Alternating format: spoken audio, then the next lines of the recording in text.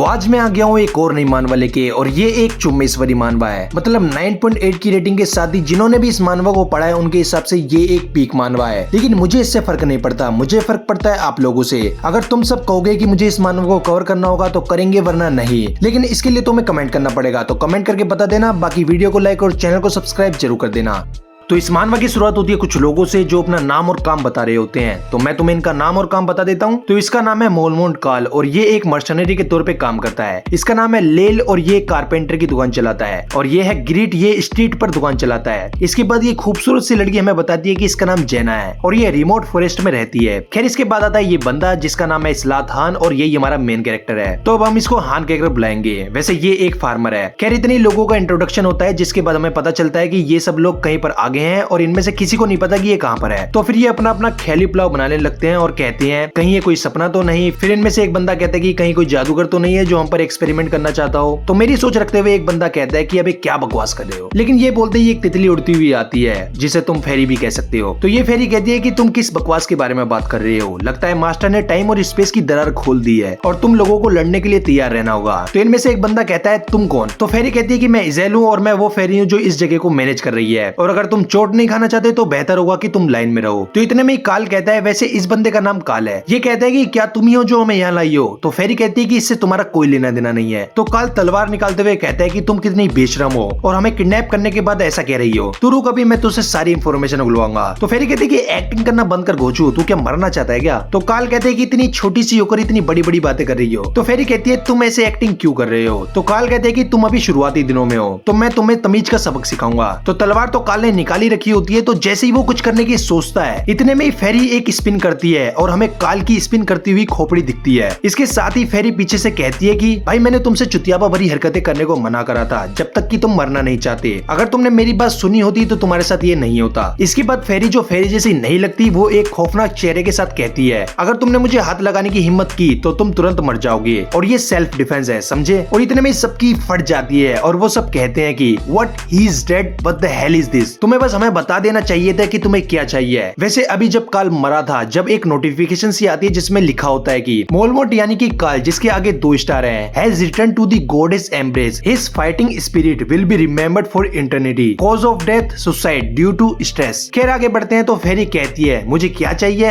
मैं चाहती हूँ कि आप आज्ञाकारी बने, अच्छे से लड़े और अच्छे से जीते। बस इतना ही, आसान है ना। इतने में एक नोटिफिकेशन आती है एक पार्टी बन गई है, हीरोज को ड्रैग और ड्रॉप करें, जिसमें 5 लोगों का नाम होता है और ये पार्टी 1 में शामिल हो गए होते हैं। वैसे ध्यान देना कि ये 1 स्टार के होते हैं, बाकी स्टार की क्या कहानी है ये थोड़ा आगे चल के पता चलेगा। खैर फेरी कहती है कि मास्टर शुरू हो गए हैं, सब तैयार हो जाओ। तो इसके बाद फेरी गेट के सामने जाके कहती है खुल जाओ स्पेस और टाइम की दरार। और फिर इसके बाद हमें वो 5 लोग दिखाए जाते हैं जो गेट में जाएंगे। इसके साथ ही फेरी कहती है कि तुम ये गेट देख रहे हो ना, अगर तुम इस पिछले आदमी की तरह मरना नहीं चाहते तो इसके अंदर चले जाओ। लेकिन तभी मेन कैरेक्टर की कुछ करने की बारी आ गई होती है तो वो कहता है 1 मिनट रुको। तो फेरी कहती है तुम फिर से, अब क्या है। तो यहाँ पर ये जो बोला है यू अगेन, तो इसे ध्यान रखना ये क्यों बोला इसने, ये हमें आगे पता चलेगा। खैर हान कहता है कि तुम भी टावर पे चढ़ना चाहती हो ना, तो तुम हमको हथियार चुनने दो। हमें 1 स्टार है, हमारे पास बेसिक हथियार भी नहीं है। तुम एक सिर्फ सुसाइड स्क्वाड तो भेजना नहीं चाहती, राइट। एक प्रीशियस 2 स्टार का हीरो अभी मर गया, आपको कम से कम उसकी इज्जत तो देनी चाहिए। लेकिन इतने में जैना सोचती है फिर से टावर ये किस बारे में बात कर रहा है। जैसे तुमको नहीं पता वैसे जैना को भी नहीं पता कि ये मेन कैरेक्टर का माजरा क्या है। वैसे ये सब आपको आगे पता चल जाएगा। तो इसके बाद फेरी सोचती है हाँ लड़का बात तो सही कर रहा है। वो अपने मास्टर से पूछती है कि मास्टर हीरोज के पास कोई इक्विपमेंट नहीं है, आगे की लड़ाई को आसान बनाने के लिए कुछ इक्विपमेंट बुलाने का क्या ख्याल है। तो जब भी एक नोटिफिकेशन आती है और बताती है कि विदाउट वेपन वाले हीरो एक पुरानी लोहे की तलवार लेकर लड़ाई में जा सकते हैं। अगर आप वेपन्स को वेपन स्टोरेज में रखते हैं तो वे यूज किए जा सकते हैं। आप चुन सकते हैं कि आपको कौन सा वेपन इस्तेमाल करना है, डोंट फॉरगेट दैट। इसके बाद हमें कुछ और नोटिफिकेशन दिखाई जाती है जिसमें लिखा होता है मास्टर ने 10 इक्विपमेंट समझ शुरू करा है और ये 50,000 गोल्ड का होता है। मास्टर एनीथिंग को एक ट्रॉन शॉट जो E+ की होती है, साथ ही लो ग्रेड का बो जो E- का होता है और मॉर्निंग स्टार जो D+ का होता है मिलता है। लेकिन तभी एक बंदा कहता है कि तुम हान हो ना, क्या तुम इस जगह के बारे में कुछ जानते हो। तो हान कहता है कि मुझे ज्यादा नहीं पता क्योंकि मैं ज्यादा समय से यहाँ पे नहीं हूँ। तो जैना देखकर सोचती है ज्यादा समय से नहीं है। इतने में ही हान कहता है मुझे बस इतना पता है कि अगर तुमने ठीक से नहीं किया तो तुम मर जाओगे। तो सभी लोग वहाँ से हथियार ले लो और यही सबके लिए सबसे अच्छा होगा, जल्दी ये शुरू होगा। तभी एक बंदा कहता है क्या शुरू होगा। तो हान कहता है बैटल। तो दूसरा बंदा कहता है कि बैटल क्या तुमने बैटल कहा? मुझे नहीं पता कि लड़ते कैसे हैं, मैंने पहले कभी लड़ाई नहीं की, यहाँ तक कि जब मैं छोटा था तब भी नहीं। तो हान कहता है पहले हथियार ले लो और उसके बाद सोचना। तो फिर ये 5 लोग अपने अपने हथियार ले लेते हैं और इस गेट में चले जाते हैं। फिर इसके बाद हमें हान दिखाया जाता है जो कहता है मैं नहीं चाहता था। लेकिन तभी जेना सोचती है क्या ये इस शील्ड को इस्तेमाल करने की सोच रहा है, क्या मुझे ये इससे ले लेना चाहिए। वैसे ये एक लो ग्रेड की वुडन शील्ड होती है, बाकी जो रैंक E+ की होती है। इसके बाद जेना कहती है तुम्हें पता है ना क्या होने वाला है, हमें हथियार की जरूरत क्यों है, हम कहाँ हैं और इस फेरी का क्या है। तो ये सुनकर हान कहता है कि तुम्हारे पास सवाल बहुत हैं, तुम बस अरीना में जाओ और दुश्मनों को मार डालो, बाकी सब अपने आप ठीक हो जाएगा। इसके बाद हमें दिखाया जाता है कि कई सारे नोटिफिकेशन आने लगती है, जिससे हमें पता चलता है जो 5 लोगों की पार्टी अंदर गई थी वो पूरी तरीके से खत्म हो गई है, यानी कि सब हार गए। तो हान कहता है मुझे लगता है इसलिए उन्हें 1 स्टार मिला है। तो जेना कहती है ये क्या है, क्या हुआ। तो हान कहता है तुम चुप रहो।